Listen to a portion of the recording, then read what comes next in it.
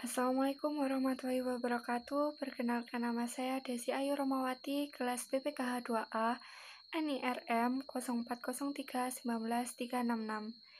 Di sini saya akan memaparkan tentang komunikasi interpersonal dari mata kuliah Komunikasi Penyuluhan dengan dosen pengampu Bapak Andi Warnain SST MIKOM.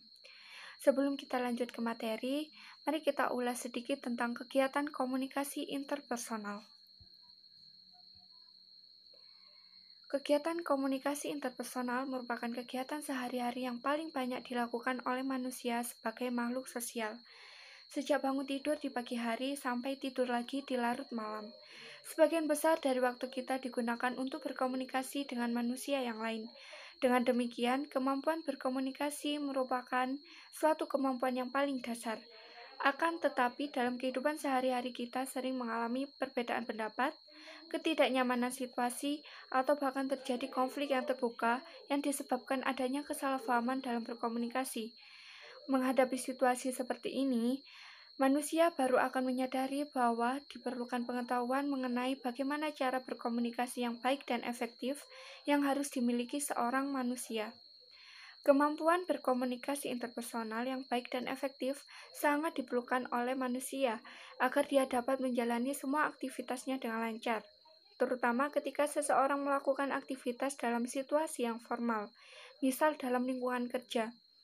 Lebih penting lagi ketika aktivitas kerja seseorang adalah berhadapan langsung dengan orang lain, di mana sebagian besar kegiatannya merupakan kegiatan komunikasi interpersonal. Kita masuk ke materi kita, yaitu komunikasi interpersonal. Apa komunikasi interpersonal? Komunikasi interpersonal termasuk pesan pengiriman dan penerimaan pesan antara dua atau lebih individu. Komunikasi interpersonal juga bisa dikatakan komunikasi antara orang-orang secara tatap muka yang memungkinkan setiap pesertanya menangkap reaksi orang lain secara langsung, baik secara verbal ataupun non-verbal. Faktor-faktor yang mempengaruhi konsep diri, yang pertama, nubuat yang dipenuhi sendiri.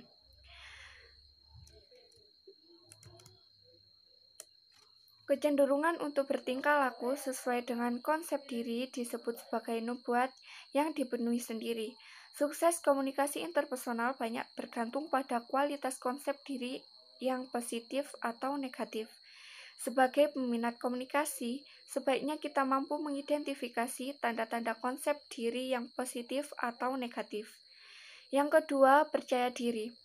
Keinginan untuk menutup diri, selain karena konsep diri yang negatif, timbul dari kurangnya kepercayaan kepada kemampuan diri sendiri.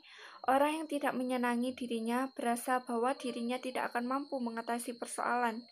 Orang yang kurang percaya diri akan cenderung sedapat mungkin menghindari situasi komunikasi. Ia takut kalau orang lain akan mengejeknya atau menyalahkannya. Yang ketiga, membuka diri.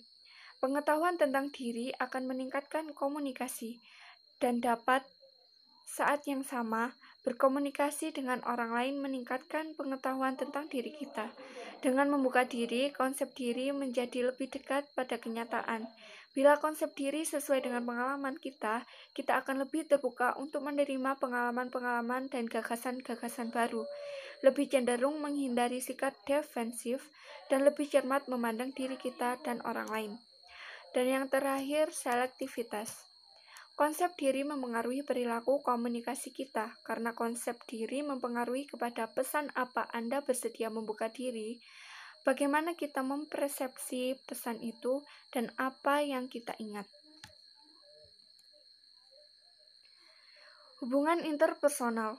Hubungan interpersonal dapat diartikan sebagai hubungan antara seseorang dengan orang lain.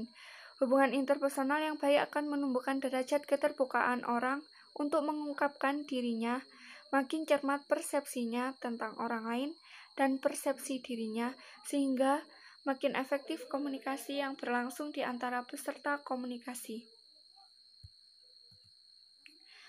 Hubungan keahlian komunikasi interpersonal dalam komunikasi. Yang pertama, percaya diri.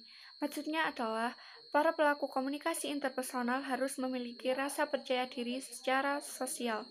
Yang kedua, imediasi.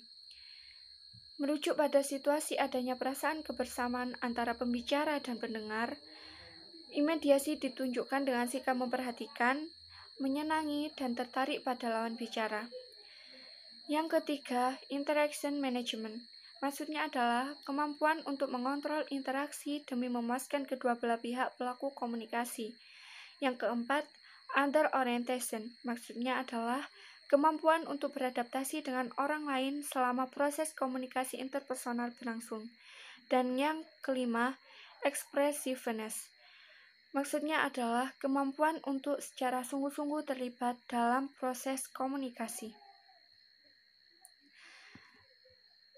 Kita dapat menarik kesimpulan dari apa yang kita bahas dalam materi komunikasi interpersonal ini, yaitu sebuah konsep utama komunikasi interpersonal terlihat pada tindakan komunikatif ketika ada individu yang terlibat, tidak seperti bidang komunikasi seperti interaksi kelompok, di mana mungkin ada sejumlah besar individu yang terlibat dalam tindak komunikatif. Konsep diri dan persepsi interpersonal sangat dibutuhkan untuk pencapaian dalam kelancaran komunikasi. Orang yang lancar dalam berkomunikasi berarti orang tersebut mempunyai keahlian dalam berkomunikasi. Persepsi interpersonal besar pengaruhnya bukan saja pada komunikasi interpersonal, tetapi juga pada hubungan interpersonal. Karena itu, kecermatan persepsi interpersonal akan sangat berguna untuk meningkatkan kualitas komunikasi interpersonal kita. Orang yang mempunyai keahlian komunikasi, maka komunikasi orang tersebut akan berjalan efektif. Kita harus memupuk keahlian kita dalam komunikasi interpersonal melalui konsep diri. Konsep diri seperti yang telah tertuang di atas sangat penting dilakukan agar kita ahli dalam berkomunikasi. Komunikasi yang efektif ditandai dengan hubungan interpersonal yang baik. Demikian pemaparan dari saya tentang komunikasi interpersonal. Apabila ada salah kata, saya mohon maaf yang sebesar-besarnya. Saya akhiri. Wassalamualaikum warahmatullahi wabarakatuh.